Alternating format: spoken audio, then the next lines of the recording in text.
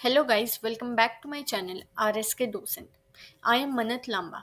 आज हम class 11th chemistry का first chapter some basic concepts of chemistry का पार्ट थर्ड कवर करेंगे। Now let's start. जैसा हमने फर्स्ट पार्ट में सबसे पहले एटॉमिक मास पढ़ा, सेकंड में हमने रिलेटिव एटॉमिक मास पढ़ा। अब जो थर्ड पार्ट है इसमें हम मोल कॉन्सेप्ट को कवर करेंगे। जो मोल है ना वो एक बहुत ही इम्पोर्टेंट और सबसे बेसिक टर्म भी है केमिस्ट्री में 11th 12th के लिए। अब सबसे पहले वो मोल क्या है, तो हम यहाँ पे वैल्यू देखते हैं that one mole equals to 6.022 into 10 raised to power 23 entities. Entities मतलब पार्टिकल्स बेसिकली। फॉर एग्जाम्पल मैं कहूँ कि मेरे पास वन मोल पेन है। अब वन मोल पेन का मतलब क्या है कि इसका मतलब मेरे पास इतने नंबर मोल, मतलब इतने नंबर पेन है। एक मोल पेन में मेरे पास इतने नंबर पेन है। सोचिए कितनी बड़ी टर्म है, मतलब कितना ज्यादा लंबा है ये नंबर। क्योंकि जब हम 10 raised to power 23 को ओपन करके लिखेंगे तो यहाँ पे जीरो लगती चली जाएंगी, राइट। तो इसी नंबर को हम एवोगेड्रो नंबर भी कहते हैं, दैट इज एन से हम रिप्रेजेंट करते हैं। ये हमने पार्ट टू में भी देखा था कि जो एन ए है उसका और ए एम यू का क्या रिलेशन होता है। One A M U equals to one by N A gram.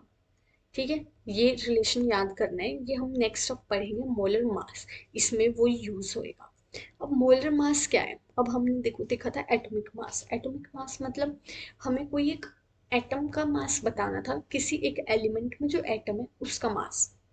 Relative atomic mass था कि हमें जो एक एटम, जो एलिमेंट है उसके अंदर जो एटम है उसका मास रिलेट करके बताना था कार्बन का, जो हमारा यूनिट थी एएमयू, यानी कि 1/12 कार्बन एटम को जो मास था उससे। वहीं अब थर्ड आ जाता है हमारे पास मोलर मास। मोलर मास को हम एम से रिप्रेजेंट करते हैं, या फिर हम एम एम भी लिख देते हैं, पर बेसिकली कैपिटल एम। अब देखो, मोलर मास होता है mass of one mole of substance. मतलब कोई भी हमें एक सब्सटेंस है उसके अंदर एक मोल, यानी कि इतना एंटिटीज जो है, इतनी सारी एंटिटीज को जब हम मल्टीप्लाई करेंगे उनका जो मास आएगा वो होता है हमारा मोलर मास। अब फॉर एग्जांपल हम नाइट्रोजन एटम का मोलर मास बता रहे हैं। अब हमें पता है कि एक नाइट्रोजन एटम का जो मास होता है वो होता है 14 AMU। This is atomic mass. अब हम बोलें कि मुझे तो एक मोल, यानी कि मुझे मास ऑफ एन एटम, मेरे पास एक मोल एटम है यानी कि एन एटम है, उसका मास बताओ। तो उसको सिंपली हम 14 AMU को यहाँ पे एन से मल्टीप्लाई कर देंगे।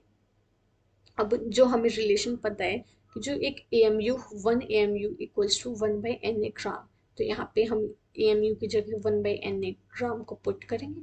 एन ए से एन ए हो जाएगा कैंसिल और यहाँ पे हमें मिल जाएगा 14 ग्राम। अब हम देखते हैं calculation of number of moles, कि हम नंबर ऑफ मोल्स कैलकुलेट कैसे कर सकते हैं। इसमें कई सारे मेथड्स आएंगे। जैसे सबसे पहले अगर हमें मास दे रखा है, मास दे रखा है मतलब हमें गिवन मास जो है, अब इसको हम देखते हैं कैसे। मान लो हमें एक तो है हमारा मोलर मास, जिसको हम कैपिटल एम से रिप्रेजेंट करते हैं, कि हमारा जो मोलर मास है यानी कि किसी भी एक एटम के जो, मतलब इतनी एंटिटीज में जो मास है उनका, उसको मिलाकर एक मोल बनता है हमारा, राइट। अगर हम देखें मोलर एम ग्राम जो है उससे हमें एक मोल मिलता है। वहीं अगर सिर्फ हमारे पास एक ग्राम है तो कितने मोल मिलेगा, तो हमें one by M A, M mole मिल जाएगा। लेकिन हमें वन की जगह अगर हमें दे रखा है कि हमारे पास 2 ग्राम है या 3 ग्राम है, यानी कि गिवन वेट हमें है, हमें जो वेट है वो गिवन है, तो हम उस वेट को यहाँ पे इससे मल्टीप्लाई कर देंगे और हमें मिल जाएगा गिवन वेट अपॉन में मॉलिक्यूलर वेट मोल्स। तो यहाँ से हम number of moles find out कर सकते हैं, that number of moles equals to given mass जो हमें गिवन है W, और मोलर मास जो हमें पता है, मतलब जो हम एक एटम या एलिमेंट या मोलर जो मॉलिक्यूल है उसका हम कैलकुलेट कर सकते हैं। फॉर एग्जांपल हमें क्वेश्चन गिवन है दैट 19.6 ग्राम है H2SO4, उसके number of moles find out करो। अब हमें यहाँ से पता है कि 19.6 ग्राम H2SO4, ये हमें दे रखा है कि हमारे पास इतने ग्राम H2SO4 है। अब हमें नंबर ऑफ मोल्स निकालने हैं।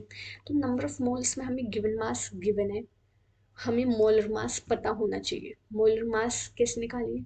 मोलर मास निकल जाएगा मॉलिक्यूल से। जैसे H2SO4, H2SO4 में हाइड्रोजन है, हाइड्रोजन का मास कितना होता है? 1। लेकिन हमारे पास H2SO4 में 2 हाइड्रोजन है, तो 1 इंटू में 2, क्योंकि 2 हाइड्रोजन। प्लस करेंगे हम, यहाँ मल्टीप्लाई नहीं, अब प्लस करेंगे जब सल्फर का, एक सल्फर है, एक सल्फर का होता है 32। प्लस करेंगे हम, ऑक्सीजन 4 है, एक ऑक्सीजन का 16 होता है, तो 16 इंटू 4। जो इनको जब सॉल्व करेंगे इस पूरे को, तो हमारे पास 98 आ जाएगा।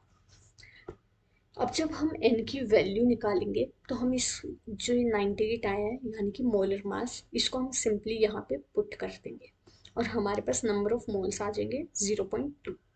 अब वही क्वेश्चन में थोड़ा अलग तरीके से दिया है, जिसमें हमें नंबर ऑफ मोल्स दे रखे हैं, दैट इज 0.2 मोल्स H2SO4, और हमें जो मॉलिक्यूलर वेट है वो हमें, यानी कि जो गिवन वेट है, नॉट मॉलिक्यूलर वेट, हमें गिवन वेट फाइंड आउट करना है। इस केस में हम सबसे पहले, जो हमें पता है कि हमारे पास इतने मोल्स H2SO4 हैं, राइट? तो हमें यहाँ पे n की वैल्यू तो पता है, W हमें निकालना है, m भी हमें पता है। तो हम क्या करेंगे, m को इधर ले जाएंगे, तो W equals to n into में m। 0.2 n है और m हमें पता है 98 है, तो यहाँ पे हमारी W की वैल्यू आ गई 19.6 ग्राम। ऐसे ही अब हम इसको थोड़ा शॉर्ट में देख लेते हैं। मान लो हमें मास गिवन है, तो गिवन मास को अगर हम मॉलिक्यूलर मास से डिवाइड कर देंगे तो नंबर ऑफ मोल्स निकल जाएंगे, और अगर हमें मोल्स गिवन है उसको हम मोलर मास से मल्टीप्लाई कर देंगे तो हमें गिवन वेट मिल जाएगा। अब मान लो हमें मास की जगह नंबर ऑफ पार्टिकल्स पता है, ठीक है? तो हम कैसे कर सकते हैं? मान लो हमारे पास एन ए पार्टिकल है, अब जो एन ए पार्टिकल है उन्हीं से मिलकर तो एक मोल बनता है, हमें पता है कि एन ए पार्टिकल होंगे, वो जुड़ेंगे तो हमें एक मोल मिल जाएगा। लेकिन वहीं हमारे पास एक पार्टिकल है, तो 1/n ए मोल हो जाएगा। अब हमें एक पार्टिकल की जगह n पार्टिकल दे रखे हैं, तो इसको हम n को मल्टीप्लाई कर देंगे, that will be n upon में n ए मोल्स। इससे फॉर्मूला निकल जाएगा कि नंबर ऑफ मोल्स यानी कि small n equals to number of particles यानी कि capital N divided by Avogadro constant, that is Na। अब जो n है ना, नंबर ऑफ पार्टिकल्स, ये हमारा एटम भी हो सकता है, नंबर ऑफ एटम्स, या फिर नंबर ऑफ मॉलिक्यूल्स भी। अब ये चीज़ हमें क्वेश्चन में ना देख के समझनी होगी सबसे पहले, कि हमें दिया क्या है। अब हमें अगर वेट दे रखा है, तो उसमें हमें ये वाला रिलेशन लगाना पड़ेगा। मान लो गिवन वेट है, हमें दे रखा है 19.6 ग्राम, या हमें मोल दे रखा है वेट निकालना, तो हमें ये वाला फॉर्मूला लगाना पड़ेगा। वहीं अगर हमें नंबर ऑफ पार्टिकल यानी ऐसे दे रखा है कि इतने एटम हैं, या फिर इतने मोल्स हैं, इतने मॉलिक्यूल्स हैं, तो हमें ये वाला फॉर्मूला लगाना पड़ेगा, यहाँ पे ये वाला। अब फॉर एग्जांपल हमें दे रखा है कि इतने नंबर ऑफ एटम हमारे पास हैं नाइट्रोजन के, तो हम क्या करेंगे, नंबर ऑफ मोल्स कैलकुलेट करने के लिए हमें पता है number of moles equals to number of particle upon में N A. Number of particle पता है हमें 3.011 into 10 raised to the power 23 divided by N A, that is 6.022 into 10 raised to the power 23। यहाँ से कट हो जाएगा और जो वैल्यू आएगी वो आएगी 0.5। तो हमें यहाँ से नंबर ऑफ मोल्स पता चल गए, दैट इज 0.5। इसको हम सिंपली देखें, तो अगर हमें नंबर ऑफ पार्टिकल्स दे रखे हैं उससे हमें मोल्स निकालना है, तो हम उसे सिंपली Na से डिवाइड कर देंगे। वहीं मोल्स से अगर हमें नंबर ऑफ पार्टिकल्स कैलकुलेट करना है, तो उसे हम मल्टीप्लाई कर देंगे Na से। अब एक नोट पॉइंट है कि मान लो अगर हमें नंबर ऑफ ग्राम एटम दे रखे हैं, कि मान लो तुम्हारे पास 1 ग्राम एटम्स हैं, इसका मतलब हम उसे 1 मोल एटम भी कह सकते हैं। वहीं अगर हमें 1 ग्राम मॉलिक्यूल दे रखे हैं, तो हम उसे 1 ग्राम मॉलिक्यूल को हम 1 मोल मॉलिक्यूल भी कह सकते हैं। अब एक हमें क्वेश्चन दे रखा है, ये थोड़ा सा कई बार बच्चे इसमें थोड़ा कंफ्यूज हो जाते हैं। मान लो हमारे पास 19.6 ग्राम H2SO4 है, हमें इसमें सबसे पहले तो number of molecules find out करने हैं। अब नंबर ऑफ मॉलिक्यूल्स, मॉलिक्यूल्स क्या है? Molecules means particles, right. अब मान लो हमें पता है कि नंबर ऑफ मोल्स निकालने के जो अगर हम पार्टिकल्स चाहिए तो हमें ये वाला रिलेशन चाहिए, उसके लिए हमें नंबर ऑफ मोल्स पता होने चाहिए और हमें वेट दे रखा है। तो हम यहाँ से पहले number of moles find out करेंगे। Given weight that is 19.6 question में गिवन है, अपॉन में मोलर मास जो हमने फाइंड आउट किया था 98, तो हमारे नंबर ऑफ मोल्स आए 0.2। वहीं अब हमें निकालने हैं नंबर ऑफ मॉलिक्यूल्स H2SO4 में, तो हम n equals to n into में na, यानी कि number of molecules number of particles equals to number of moles into में na। तो यहाँ पे 0.2 na, इसको हम चाहें तो खोल के भी लिख सकते हैं वैल्यू को इसकी पुट करके। अब सेकंड क्वेश्चन में हमसे पूछा नंबर ऑफ एटम। अब मान लो हमें एक मॉलिक्यूल H2SO4 है हमारे पास, उसमें कितने एटम होंगे, 2 हाइड्रोजन हो गई, एक सल्फर हो गया और 4 ऑक्सीजन, इसका मतलब उसमें 7 एटम है। अब कई बच्चे इतना करते ही 7 को टिक कर देंगे अगर ऑप्शन में गिवन है तो, अगर नहीं है तो वो कंफ्यूज हो जाएंगे भाई क्या है फिर आंसर। लेकिन ये देखो, ये तो हमें एक मॉलिक्यूल H2SO4 का पता है ना, उसके अंदर इतने एटम है। लेकिन क्वेश्चन के अकॉर्डिंग बताना है, तो क्वेश्चन में तो हमारा नंबर ऑफ मॉलिक्यूल्स H2SO4 के इस वेट के अकॉर्डिंग कितने है, दैट इज 0.2 Na। तो हमें नंबर ऑफ एटम्स भी तो इसके अकॉर्डिंग करना होगा। अब एक मॉलिक्यूल में 7 होते हैं, तो 0.2 Na में कितने होंगे, 7 इंटू 0.2 Na, यूनिटरी मेथड है सिंपल, दैट इज 1.4 Na।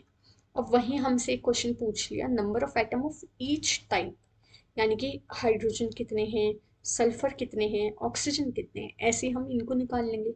हमें पता है एक मॉलिक्यूल में हाइड्रोजन होते हैं 2, ठीक है, तो हम इसको 0.2 Na से यहाँ पे मल्टीप्लाई कर देंगे, तो आ जाएगा 0.4 Na, यहाँ पे Na भी आएगा यहाँ पे। तो हम जब इनको पुट करेंगे वैल्यू को तो हमें 0.2 Na यहाँ पे मिल जाएगा, क्योंकि सल्फर जो है वो एक ही है हमारे पास, एक एटम। और यहाँ पे जब उसको हम नंबर ऑफ मॉलिक्यूल्स यानी कि 0.2 Na से मल्टीप्लाई करेंगे तो 0.2। ऑक्सीजन में हमारे पास 4 एटम है, उसको हम 0.2 Na से मल्टीप्लाई करेंगे तो 0.8 Na। तो यहाँ पे हमारा मोल वाला भी टॉपिक खत्म होता है। मोल जो है वो अभी बचा हुआ है, लेकिन यहाँ तक अभी बेस हमारा इतना खत्म होता है।